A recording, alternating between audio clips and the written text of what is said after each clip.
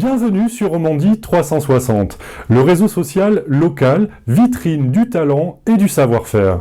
Je vous propose de découvrir tout de suite l'interview complète de Claude Super, expert en gouvernance de l'information. Le Web 2.0, les nouvelles technologies, est-ce que ça peut vraiment apporter une valeur ajoutée aux entreprises à l'heure actuelle ? Qu'est-ce que vous voulez que je vous réponde ? Je vous répondrai d'une manière un peu simple. Est-ce que vous, dans votre quotidien, ça vous apporte de la valeur ajoutée de pouvoir envoyer un tweet de votre smartphone, de pouvoir discuter avec vos copains à partir de Facebook, de pouvoir consulter des vidéos de YouTube, de pouvoir lire 20 minutes ou n'importe quel autre journal, de recevoir des news, des notifications de la RTS et autres. Donc tout ce qui est vrai à titre personnel l'est bien évidemment à titre professionnel. Simplement, à ce niveau-là, il y a un certain nombre de contextes d'utilisation, de sécurité, de protection et autres, d'objectifs qui sont bien différents des objectifs qu'on a à titre personnel. Mais une entreprise peut tout à fait utiliser ces mêmes mécanismes pour promouvoir le partage d'informations, la recherche et l'innovation, simplement la connaissance. Vous savez, souvent dans des petites et moyennes entreprises, voire des plus grandes, on ne connaît pas la personne au bout du couloir. Donc ça permet de connaître son collègue au bout du couloir, et puis quelquefois son collègue au bout du monde aussi. La Suisse, d'après vous, se situe à quel niveau par rapport aux médias sociaux ? Dans les médias sociaux, au grand public, la Suisse se situe plutôt bien. C'est un pays où il y a une forte pénétration de l'Internet, avec une utilisation des médias sociaux et des smartphones, notamment de l'iPhone, qui fait, je crois, fait ses records de vente en Suisse. Donc ça, c'est la partie intéressante, connue de l'iceberg. Et derrière, on a une administration qui a pris du retard par rapport à nos pays voisins. Donc l'e-administration en Suisse est beaucoup moins développée.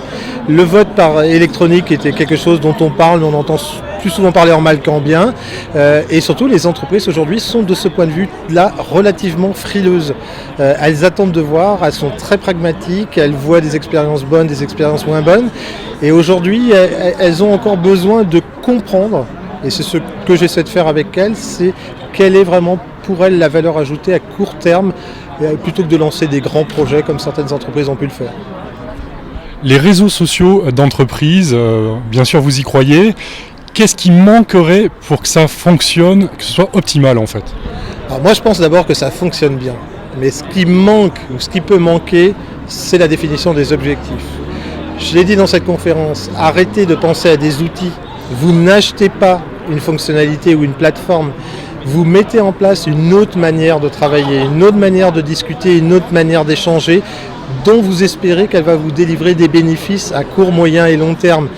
Une fois que vous avez défini vos objectifs, que vous pouvez faire évoluer avec vos indicateurs où vous allez mesurer où vous en êtes par rapport à la réalisation de ces objectifs, une fois que vous les avez définis, mais l'outil on le trouvera, il y a pléthore d'outils, l'outil c'est pas un problème.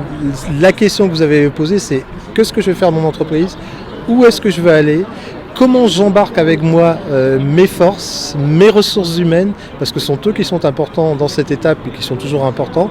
Comment ils vont m'accompagner, comment on va pousser, comment on va gagner demain en travaillant différemment, en échangeant différemment, parce que je ne suis pas omniscient, je ne sais pas tout mieux que tout le monde, parce que mes collaborateurs ont des parcelles de pertinence qui m'intéressent. Et après, l'outil ou les outils, on les trouvera toujours, ça je ne suis pas inquiet.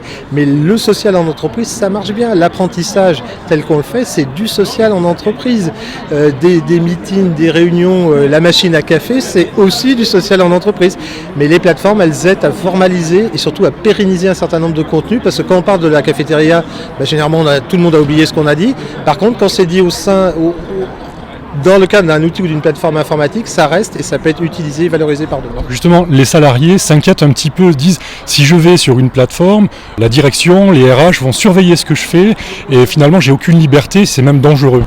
Alors d'abord, je vais vous dire aujourd'hui, celui qui croit que personne ne le surveille dans son boulot, à mon avis, se met le doigt dans l'œil. On est tous évalués, il y a une évaluation qui va de fait, tout le monde est évalué par ses pairs, par ses supérieurs, vous-même vous évaluez les gens qui travaillent pour vous, et ça a toujours existé. Puis on a des procédures d'évaluation qui sont des évaluations annuelles qui généralement se font sous une forme assez rigide, avec un formulaire qui est rempli par l'évaluateur et par l'évalué, et puis une discussion et autres. Alors c'est clair que les réseaux sociaux, on peut avoir une perception, je préfère parler des perceptions plutôt que d'évaluation, différentes du contributeur. Mais là, il faut être clair, c'est qu'est-ce qu'on demande au contributeur quand on lui demande d'aller sur ce réseau social, dans quel cadre on le laisse agir, qu'est-ce qu'on va garder des informations et est-ce qu'on va ou pas évaluer ou se servir de ça pour l'évaluer. Si on est clair avec lui, il comprend quels sont les enjeux, quel est le contexte, puis il décide d'y aller ou pas. Le pire là-dedans, c'est l'absence de transparence, c'est le coin du bois, c'est les gens qui disent oui, je vais y aller, puis après on va me coincer. Et ça, c'est le pire. Dans ce contexte-là, je reviens à votre précédente question, ça ne pourra jamais marcher. Mais il n'y a rien qui marche au niveau des relations sociales. Si on est dans la défiance et dans la frustration dans une entreprise, dans ces périodes difficiles, ça ne peut pas fonctionner, mais ça n'a jamais fonctionné. Donc finalement, il y a pléthore d'outils, mais ce que vous dites, c'est l'humain. Oui, c'est l'humain, c'est l'objectif, c'est le but. C'est McKinsey qui a sorti une étude où ils ont dit que simplement 25% des projets de ce qu'on appelle le social business dans les entreprises américaines allaient fonctionner et que les 75% ne risquaient pas de fonctionner faute d'avoir su définir des objectifs concrets.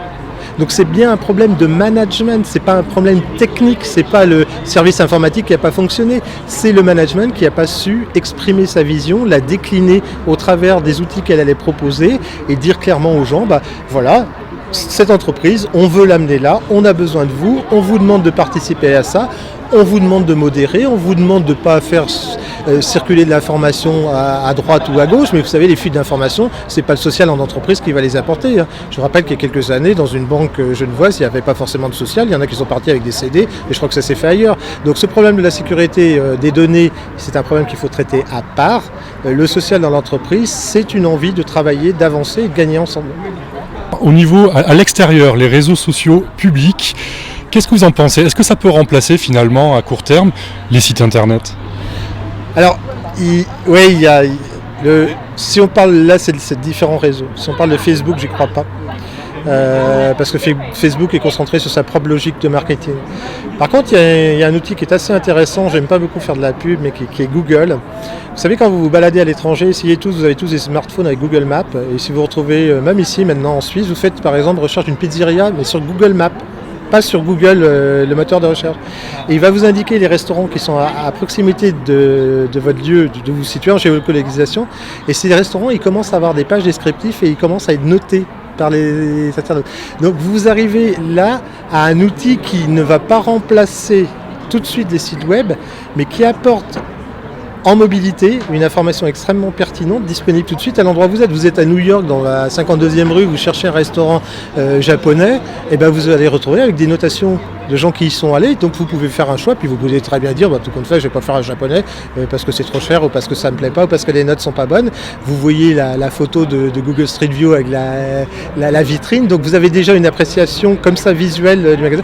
Et je pense et j'en avais discuté avec un groupe de luxe genevois qui me disait que eux, ils commencent à faire des ventes par ce biais-là de bijoux et de montres, et pas de choses, pas des pacotilles, pas des petites valeurs, des valeurs déjà assez significatives. Et certes, d'aucuns pensent que c'est un moyen de commerce électronique qui va se développer. C'est-à-dire que quelqu'un cherche et on lui apporte tout de suite une réponse ou une série de réponses à sa recherche. Et c'est clair que là c'est top, parce que quand vous voyez ça, que vous cherchez une pizzeria à Londres ou à New York et que vous ne savez pas où c'est, qu'on vous a donné et que le map vous fait le chemin pour y aller, vous voyez que c'est à 5 minutes et que vous mangez bien, qu'est-ce que vous mettez ? C'est un avis positif à la fois sur l'application qui vous l'a apporté et sur le restaurant. Donc là vous voyez bien qu'on est bien dans une gestion des objectifs. C'est que Google, par ce service et la plateforme dont tout le monde s'en moque, vous apporte quoi ? L'information dont vous avez besoin au moment où vous avez besoin. Donc leur objectif, c'est un service d'information qui passe par une plateforme technique. Les marques utiliseront donc Google ou d'autres réseaux. Est-ce que le pouvoir n'est pas en train de changer de main ? Est-ce que les internautes ne se libéreraient-ils pas en ce moment d'une espèce de marketing, un grand-papa, et maintenant c'est eux qui ont le pouvoir, c'est eux qui décident, c'est eux qui font les tendances. Qu'est-ce que vous en pensez ? Je pense que c'est vrai et c'est faux, c'est encore un doux rêve. Je pense qu'il y a certains internautes avertis qui sont éduqués, qui savent y faire, qui s'en débrouillent très bien, qui tirent d'énormes avantages de tout ça, qui savent mettre de la pression quand il faut, qui savent solliciter des services clients et autres. C'est vrai que quand vous avez un compte Twitter, moi j'en ai un qui a à peu près 8000 followers, c'est que vous mettez une remarque sur une marque et autres, généralement vous avez plutôt une réponse, pas forcément, mais vous avez plutôt une réponse bienveillante. Donc il y a des gens qui, je dis pas ça parce que j'en tire pas parti, je le fais pas, mais c'est clair qu'il y a des gens aujourd'hui qui ont pris un pouvoir par rapport à ça. Et puis il y a la masse des personnes qui n'a pas forcément ce pouvoir, n'a pas forcément cette envie, n'a pas forcément ces voix. Moi je crois qu'aujourd'hui les marques, elles ont bien raison raison de continuer à privilégier ce qu'on appelle l'inbound et l'outbound en matière de marketing, c'est-à-dire de faire du push, de faire de l'affichage, de la télé et autres, de la publicité classique, du marketing classique, et puis derrière d'investir ces espaces dans lesquels elles cherchent plus de légitimité et elles cherchent aussi, pourquoi pas, une clientèle plus haut de gamme, plus avertie, avec un niveau d'éducation plus fort, mais qui est aussi beaucoup plus difficile à convaincre et qui est, je dirais pas forcément infidèle, mais en tout cas quand quelque chose ne lui plaît pas, qui sait le dire. Et qu'elle dit haut et fort et qui a une caisse de résonance. Très bien, merci Claude Super. Merci.